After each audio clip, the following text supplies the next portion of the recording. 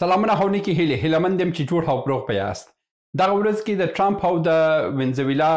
د مادرو په منځ کې ډېر جنجالونه تېره سوي دي. امریکا د وینزویلا بعضې کښتیانې هم ووهلې او دوی دا پلان لري چې پر وینزویلا باندې بیخي حمله هم وکړي. خو وینزویلا هم په جواب کې ویلي دي که حمله مو وکړه نو موږ به ټوله ملت عسکر اوسو او موږ به د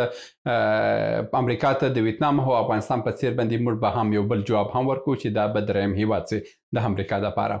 نن په دغه ویډیو کې تاسو ته وایم چې د وینزویلا او د امریکا په منځ کې څه نا ویشلي پاتې دي او د جنجال پر څه باندې دی. زه پر موضوع باندې خبرې کوم تر اضافي خبرې تېرېږو. ښه، لومړی تر هر څه چې تاسو په دې باندې پوه سئ چې دا د وینزویلا او د انګلیس د امریکا جنجال پر څه باندې دی، هغه ټوله پر کوکاینو باندې دی. یعنې دا کوم کوکاین چې د افغانستان کې دا ټوله کوکاین پروسس کېږي، دا کوم مخدره توکي چې دا پروسس کېږي، دا اصلي مرکز یې چې دی وینزویلا ده. د افغانستان څخه زه تاسو دلته په نقشه کې تاسو ته وښیم، دا د افغانستان څخه ځي اولا کې دا څه ته ځي. ښه، وره دا کوم مخدره توکي چې په افغانستان کې کرل کېږي، تریاک دی که چرس دی که یورین دی که خو تریاک دی بیا د دې څخه بیا پوډر او یوروین هر شی د همدې څخه جوړې شي. دا اوله کې ځي ایران ته ځي. ایران ته چې ولاړه، ایران کې دا ټوله پروسس کېږي. دا ایران بیا هستی چیرې هستی؟ لبنان کې هستی. دا د لبنان حزب الله چې دی دا په دغه د مخدره توکو په کاروبار کې دا په نړۍ کې بیخي شهرت لري. دلته لبنان ته رسي او یا هم د دې لارې څخه بیا هستی د یمن حوثیان ته رسي. د یمن حوثیان چې دی، یمن حوثیان او د لبنان حزب الله چې ده، دوی بیا په کښتیانو کې هستی. دا چیرې هستی؟ دا راوړي وینزویلا ته راوړي. وینزویلا دلته په جنوبي افریقا کې په امریکا کې دلته یو هیواد دی چې ډېر په نړۍ کې ډېر تیل هم لري او دا یوازینی دوه هیوادونه دي چې یو دلته کیوبا ده، کمونیست هیواد دی، او بل د وینزویلا دی. دا دوه هیوادونه دواړه تر اوسه پورې کمونیست پاتې شوي دي او د امریکا د امپریالیستي نظام په ضد باندې دوی تر اوسه پر امریکا کې دوی مبارزه هم کړې ده. دغه مخدره توکي چې راځي دا ټول وینزویلا ته راځي. وینزویلا چې دی، وینزویلا بیا د پوډر او کوکاینو دا ټوله داسې سره پروسس کوي، برابري دا بیا د کښتیو د لارې بیا ځي داسې ته راسي امریکا ته رسي. امریکا ته اول کې ځي مکسیکو ته، د مکسیکو د طریق بیا دوی په یو ډول باندې امریکا ته انتقالېږي. دا کوم پوډریانو، دا کوم تریاکیانو، دا معتادان چې تاسو په امریکا کې وینئ، دغه ټوله مخدره توکي د دغه مواد چې دی حدوداً 50-80 سلنه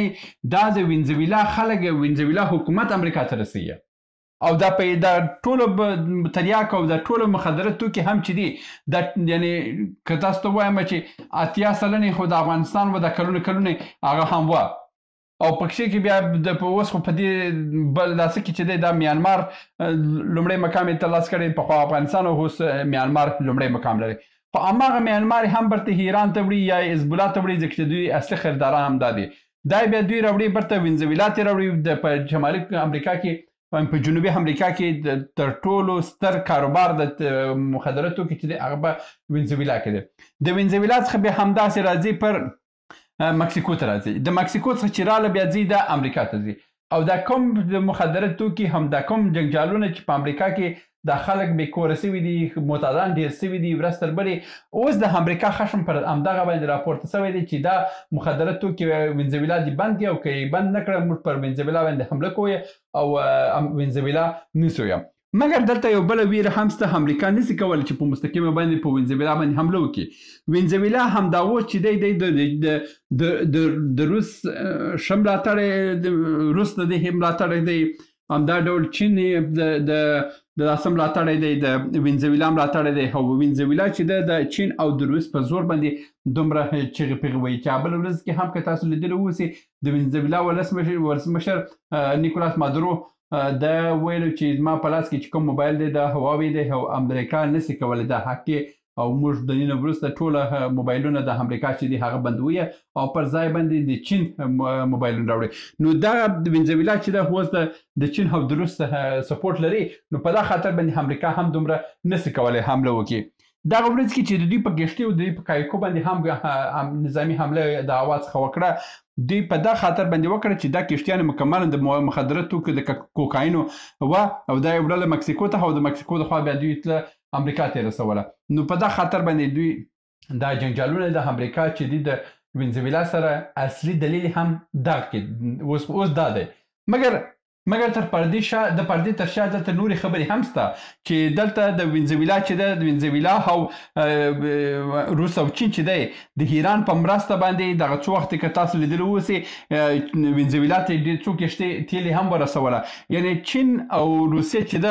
د ایران ته پیسې ورکوله چې تاسو وینزویلا ته د مرستې ورسوئ او د روسي او د چین مستقیم سپورټ دی او د دې سپورټ سره د افغانستان د 15% مخدره توکي چې و دا ټول وینزویلا ته راتله او د وینزویلا کې دا پروسس کېدله یعنی که تاسو خبرونه هم وګورئ په خبرونو کې هم دا وایي چې د افغانستان د مخدره توکو ستر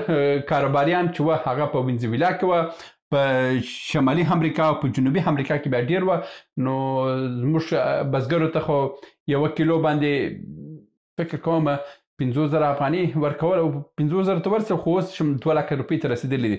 2 لک ورکول 50,000 ورکول مګر هلته چې وینزویلا ته رسیدلی وي د وینزویلا څخه بیا چې امریکا ته تللی وی 1 کیلو په $1 و یعنی 1 کیلو تریاک 1 کیلو کوکاینو پودر چې دی هلته په $1 په $2 خرڅېدل نو هلته کاروبار خو بیخي ډیرو نو اوس هم چې جنجالونه دي په همدغه جنجالونه دي د بل ادرسه ګوره